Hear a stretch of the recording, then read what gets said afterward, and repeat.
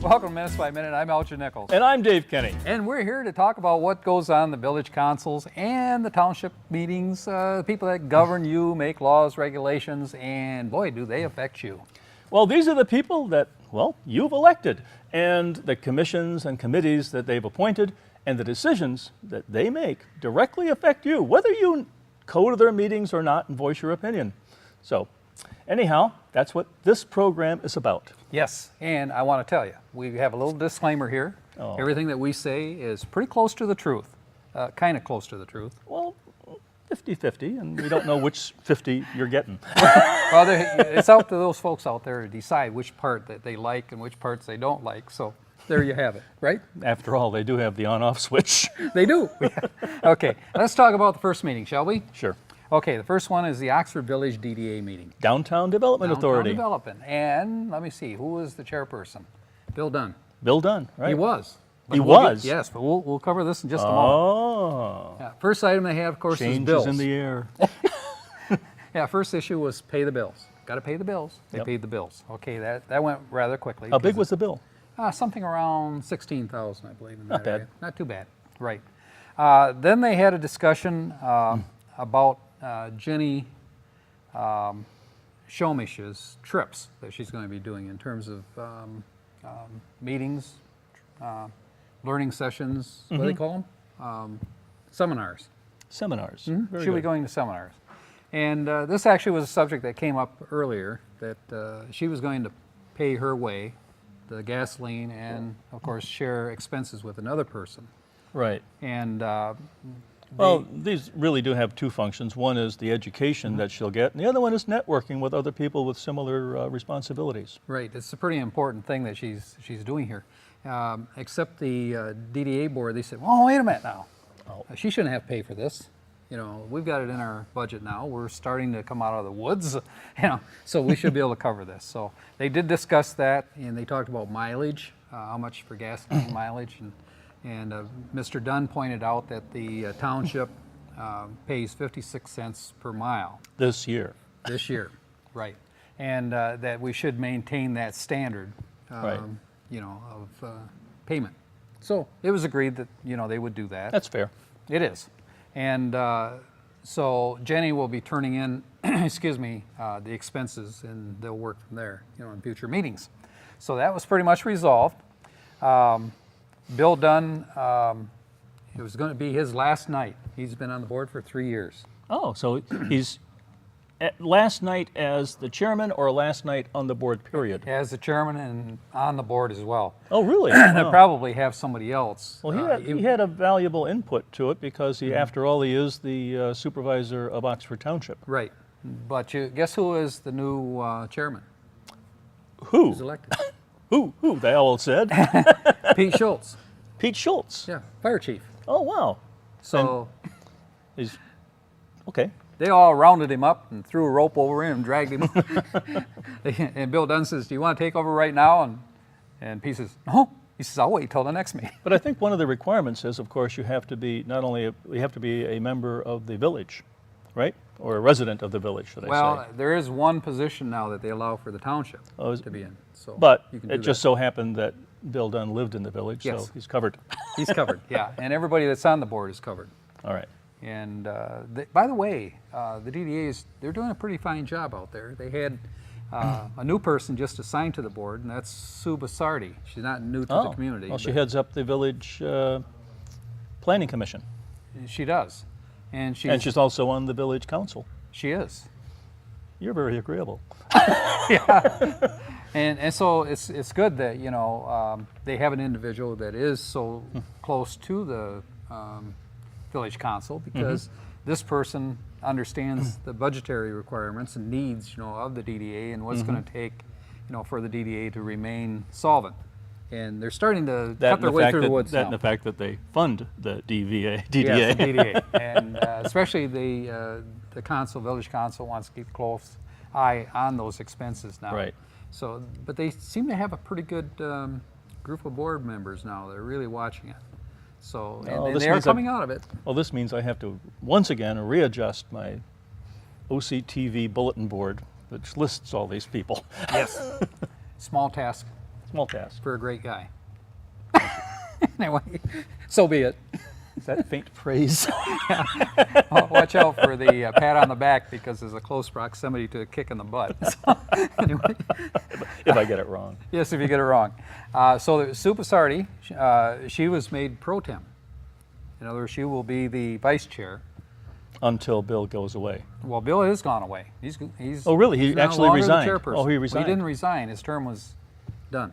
So when his term was completed, now they fill Okay. those Is slots. this after November 4th, or is it now? It's Next effective meeting? now. Okay. Next All meeting. right. Yep. Ed Hunwick, who was the treasurer before, is also reappointed the treasurer to Mm-hmm. come up. Ed is, of course, the chairperson for the Communications Commission as well. That's right. So, but Our parent organization. I remember Ed when he first came on board. Oh, I remember it. Yeah, I Oh, remember gosh. Ed. Yeah. He first came on the board. And, He was only 4. no, really, he was really thrown the budgetary situation that the DEA had. Of course, which they had no money at that Right, time. right. And Ed went through the figures, and I remember him giving a report, before the village council. And he said, went through it, and he says, and in summary, he says, we have no money. So he got his feet wet rather early in this thing, and he's I looked in the cupboard and there was nothing there. yeah, he's done a good job in bringing it back and keeping an eye on it. So I think Good. they felt that it was a good job to keep him in that. And it was in kind that of a position. tangled bit of finance there to start with, too. In what way? In what way? Yeah. Well, it was there was an awful lot of conflict between the village and the DDA as to how much who owed to whom. Yeah. So Well- Ed went a long way, I think, to straightening that out and getting a start point Yeah, anyhow. but here's the thing: if you're on the DDA and you're running out of money, whose fault is it? Well, it's not our fault. It's got to be their fault. Oh, And those people say, what are fingers for? I said, well, you people approve. Oh, you people! Oh, fighting words. We say, well, who comprised this budget in the first place? But anyway, it went back and forth, and actually, boy. you know who won on that one? Village council. did. Well, And of course, they with a tight grip on the purse strings. and they repositioned everything, Yes, with yes, that board. So right. and it's worked out well. Good. The money's Well, starting. there was to a readjustment flow. period, and I think they are getting the funds that they need to operate now. They are, but it's a thing that's happened in the past now. So they're moving on to the future, and they have some pretty good plans for the future. For the village.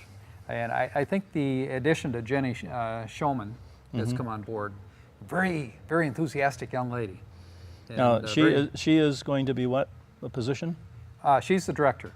Okay, is that a part-time or full-time? Right now it's part-time, but it could very easily move into a full-time position as it gets going. Okay. So, and she has these connections, which are great connections, and as I say, the seminars, that kind of thing. But she had connections either even prior to this, from In the a former university. life. In a Okay. former life, she did.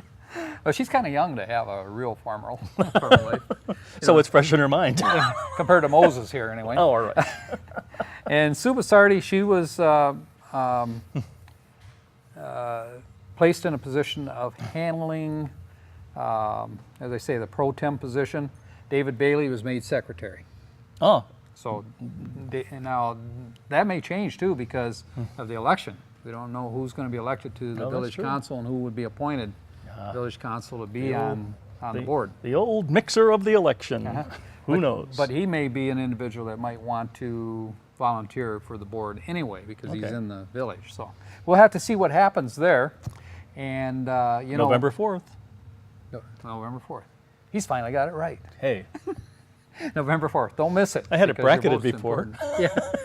Yeah, that election at is least on coming. one side. That election is coming up soon. That's November right. 4th. Yeah. So anyway, let's talk about that, excuse me, a little bit more when we come back right after this.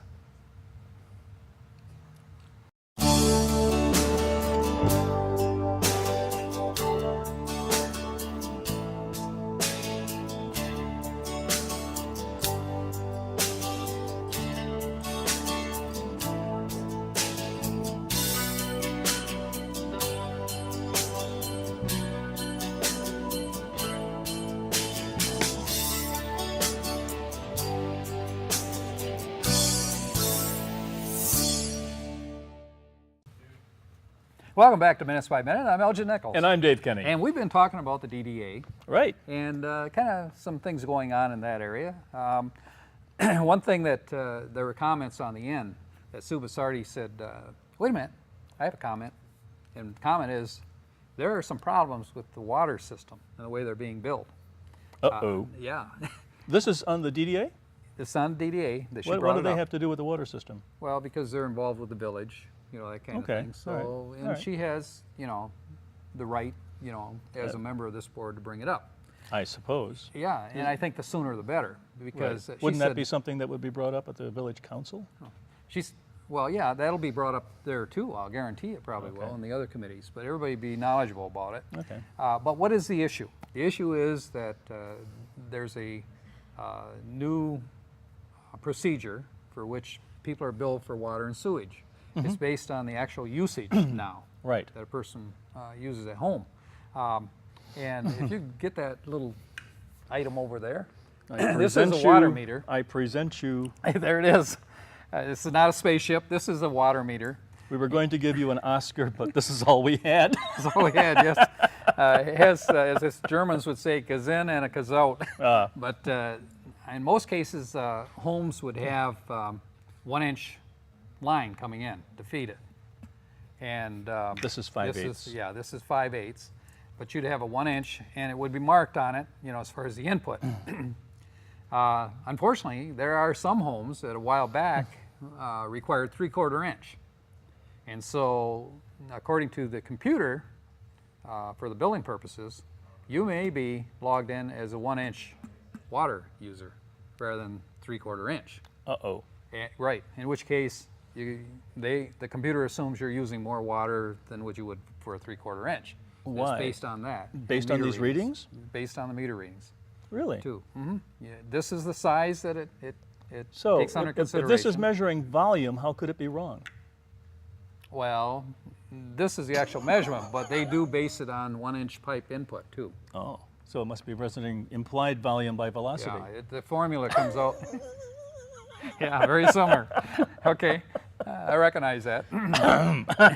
Okay, so you have 1-inch input, but if you feel your bill is not By correct. the way, Elgin and I went back and forth on this one for about 20 minutes. Yeah, I was afraid we were going to miss the show there for a while, but he actually wanted to take it apart and see how it actually Inquiring minds mechanically want worked. to know.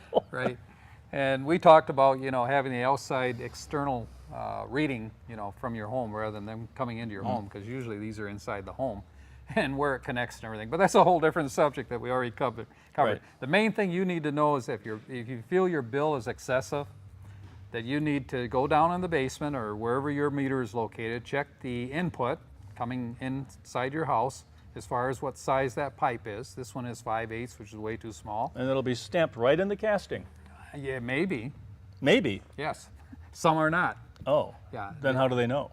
Well, they'll have also a model number on the outside. Okay. Because it also will go back to the computer and designate what the real size is. So get the number down correctly. Yes, if you don't have one here, and if you're in doubt, contact the village offices and talk to Sue Nasser, and she will help you out with it. Now, if your billing is incorrect, they'll make an adjustment, a credit to your account. So they want to make this right, and they just want us to make you aware that it could be an issue. So don't get too excited, because they're going to take care of it if All there's right. a problem. Very right? good. There you go. We'll tear this apart later. There you go. I'd like to thank all the people that have, no. Okay. This guy will learn more about the mechanics of this when we tear it down. So that's the DDA meeting. And the next one, let's talk about the Pollyant Trail. Pollyant Trail Management Council. Yes. And Mike McDonald is the chairperson. He's also the, what is it, the chairman of the Leonard Council? Leonard Council, yeah. Or is that chairman or president? I think it's Board of Trustees for Leonard. I think that's his, Board of Trustees is township. yeah. I don't know Council, what they call it there. Could be council. Council is the village. We'll have to give him a call. You call him and check. It's the Oxford Village Council. Would it's you call? the Leonard Village You'll Council. call him, right? Got it. I'm not going to call him because I know. That's what I have to deal with, folks. I got to tell you. Yep. We'll get through this. So anyway, Patrick Ball is the trail manager, does a pretty good job too and keeps a close eye on Yeah. things. That's getting it to be a pretty extensive thing. Yes. They started out with a beginning balance, they were saying, at $73,000, something like $221. Right. And they said that their bills came to $1,554, something in that neighborhood, or $84. That's good cash $584. flow in any book. It is, and expenses aren't that great. So that leaves them an ending balance of about $71,000, which is pretty good. I mean, they're holding in there. One of the subjects that came up, a couple of them, about signage. One on the bridge. They said, "Hey, what about the bridge situation where we're going to put a sign over the Pollyant Trail, in Oxford?" Well, they've been working on this Yeah. one forever. Well, that one's going to kind of stop because the size of the sign they had, MDOT says, can't use that, and we're not going to allow you to do it. But it's one thing to say you can't do it, but what if someone does it? Well, then it'll be removed, and they'll get a bill to have it removed. But anyway, the state of Michigan, they said, well, we will give you a highway sign. They're kind of, I think, green in nature, or however you see them on bridges and so forth, designating the Pollyant Trail if you'd like to do that. And after conversation, I think the board members pretty much agreed that's the route they would take. However, Joe Young pointed out that you could also put a sign on the base of the bridge, on the right side of the bridge, indicating depending on- Pollyant Trail if you wanted to do that. On both sides. On both sides if you wanted to do that. Right, being relative. Right. And they said, well, how much would it cost to do that kind of a sign? He said, well, around anywhere from about $500 to maybe $1,500. in What would that neighborhood. sign say? Pollyant Trail. Should have asked. Right. But it would be a fancier sign indicating, Pollyant Trail. Or they could just put a big one up there right on the where it crosses the highway can't do that. and preclude They can't any do- other sign being put up there. Can't do that. Why? They won't allow it. First of all, the village has an ordinance that allows only certain size signs. Oh. The state of Michigan has control over the signage that goes over that bridge. So then the state of Michigan says, no, you're not going to do that. Okay. Now they could go with a temporary banner above the bridge. Just like now. But, yeah, but the temporary banner would also have to, excuse me, Come down eventually. eventually, yeah, there's only a certain period of time that you can have it up there. And there's also requirements by the village, the size and so forth as far as the lettering. Right. 1 foot lettering. Anyway, so those issues all come into play. I think they pretty much agreed that they would have the state, put a sign on Okay. both sides. So Then the state would charge the Pollyant Trail for doing it, No. or just absorb the cost? they'll absorb the cost, they'll put it up, they'll maintain the sign Wonderful. wherever they need to do. So there you have it on the signage on the bridge. There's also other signs that they were talking about, and Leonard on the trail need a sign, and they said Where it crosses Elmwood, or where it crosses down there, and so they made a point of saying, well, we can do that. We'll go ahead with that part of it, and they said also, by the way, there's a broken bench, and I know that there's a bench ordinance or a bench procedure that they have in which people can donate bridges and they have donate benches. benches. I said bridges. I could donate a bridge too. You want to donate a bridge? No. I think Pollyant Trail would probably You're take liable to one. commit them to something they're not going to be able to get out of here. Might not be able to do that. Anyway, thank you. Anyway, they said that this bench is kind of pretty well dilapidated. The bears sit on it, and it kind of breaks down. Although I think also over time there's a certain amount of vandalism that occurs too. And right, and I think beavers are dragging off pieces of it. So anyway, they said, okay, Mr. Ball said, well, I'll remove that and I'll take care of that, so it'll Okay. be done. Let me see.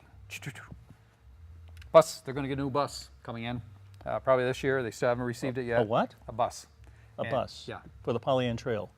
We're talking NOTA here? Oh, no, something about a bus. Anyway, I think I just been busted. By the way, we'll be back in just a moment, right after this. Is that NOTA? Yeah, where is that? Hello, I'm Elgin Nichols. And I'm Terry Stiles. Together, Terry and I host the weekly news Monday through Friday at 12, 6, and 11 p.m. Broadcast on Charter Channel 191 and AT&T UVerse 99, We only cover news that impacts our local Addison and Oxford area. In other words, by all accounts, news that would normally not receive from any other televised source.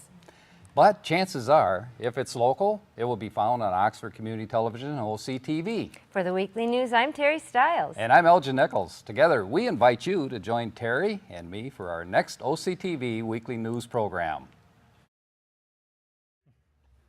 Welcome back to Minutes by Minute. I'm Elgin Nichols. And I'm Dave Kenny. And we're talking about a bus right now for the Pollyant Trail. Actually, the idea was to shuttle people. Because there's a problem, in terms of transporting people. And Just also in case, I can't walk all that. I need a bus. Yeah, I need a bus. Anyway, there's also parking problems because Yeah. when people take the Pollyant Right. Trail, they're kind of limited to where they can park. So this will allow them to park somewhat distant from the trail, and yet the bus would deliver and pick them up. Right. There's a church, I think, on Drainer Road somewheres down there, and they've been parking kind of off the shoulder of the road there, which is kind of dangerous. But Yeah. the guy that is in the church, I think he's minister Wayne Bennett, I think his name is. All right. I I think I know which one you mean. He has been there quite a while, and he said, you folks can use our parking lot if you want to do that. Except on Sunday. Right.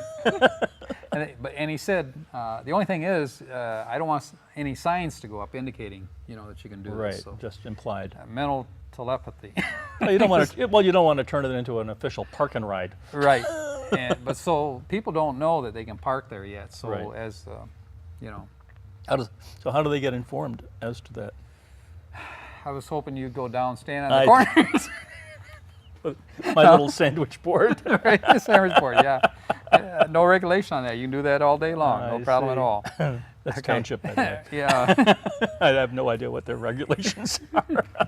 Well, then I got to tell you, the board then talked about the lights. There's one on Drainer, and there's on Main Street downtown Washington. Yeah. That people want to cross the street. you know. Okay. So they push the button. And there's one there on what?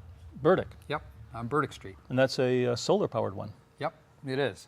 And they said, as far as these buttons are concerned, they need to be coordinated somewhat.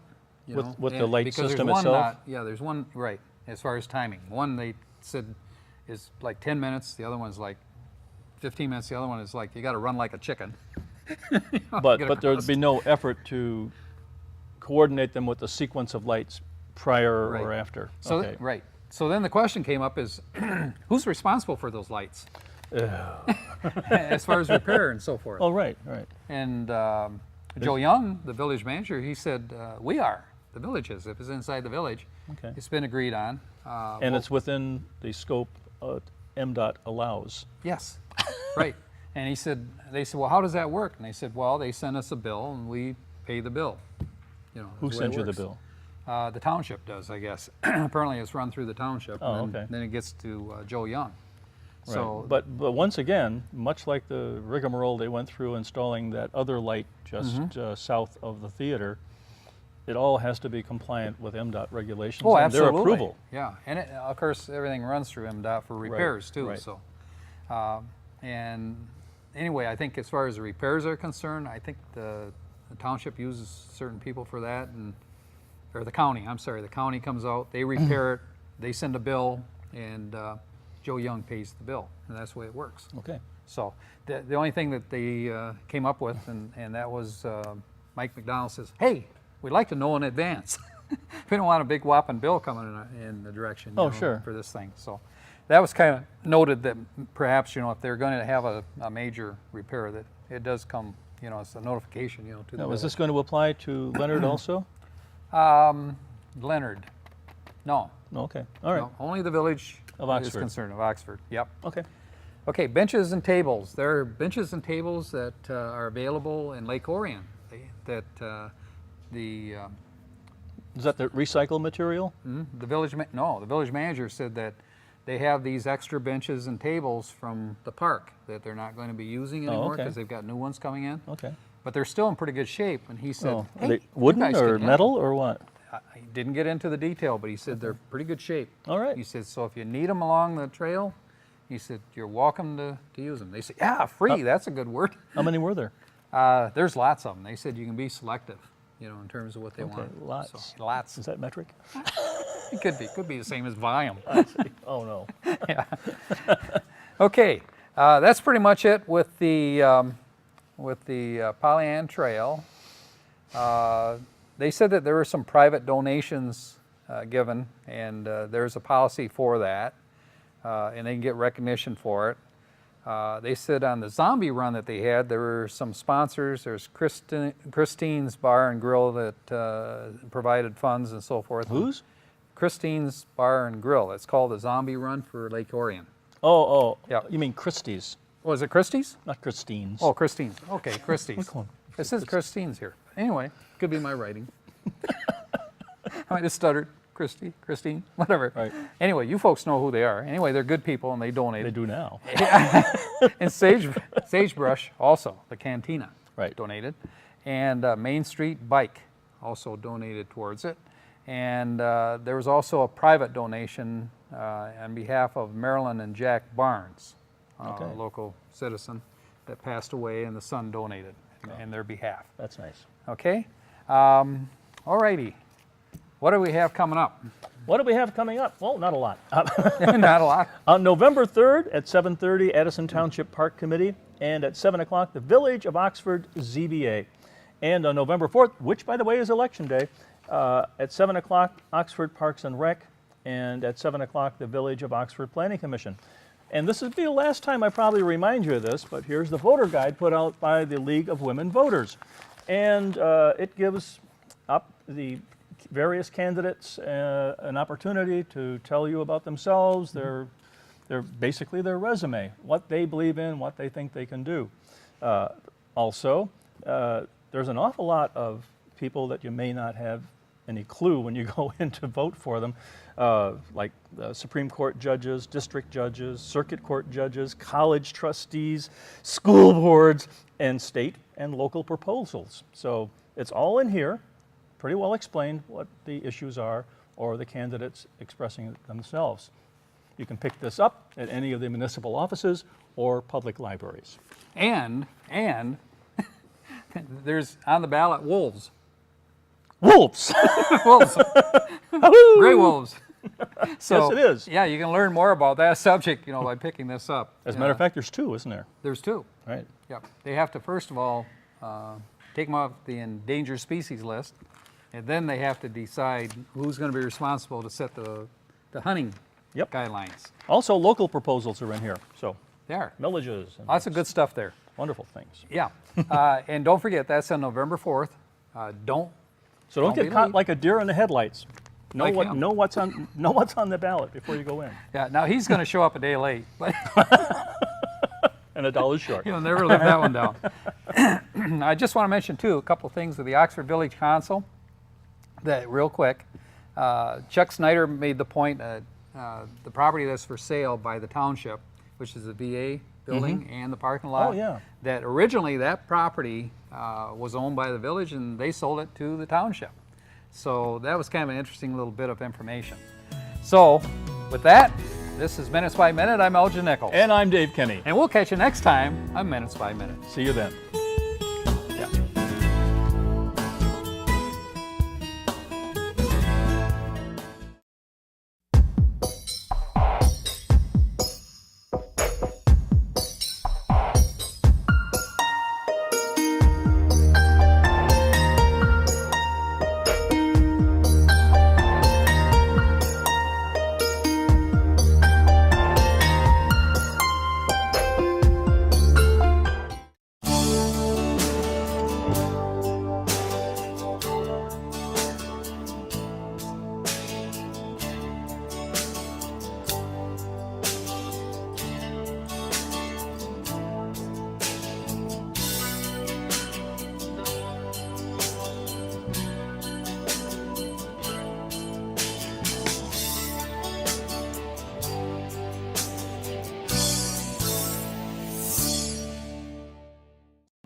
You're watching OCTV, Oxford Community Television, serving Oxford, Addison Township, and the Village of Leonard.